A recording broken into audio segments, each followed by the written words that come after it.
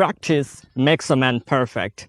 Hello everybody, how are you all? Wish that everybody is keeping cool by the grace of Almighty. Actually bro, today in this video, I am going to talk about something really important. In this video, I'm going to answer a question that is asked by one of my younger brother. So actually the question was like that, hey bro, why I cannot speak English? So in that time, I just asked a counter questions him that, how much time do you practice in a day? I simply replied that I just cannot speak English, so how will I practice with them or with someone? And that time, I asked him that, you cannot speak or you cannot make conversation is because you don't try. Did you try your entire life to speak with someone?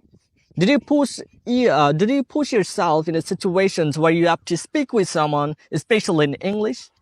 You didn't. That's the reason you cannot speak.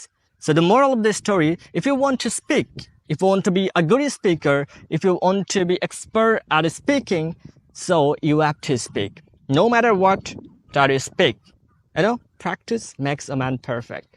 Just in order to learn English, what you have to do, just practice, again practice. That's all. So bye for today, see you in the next video.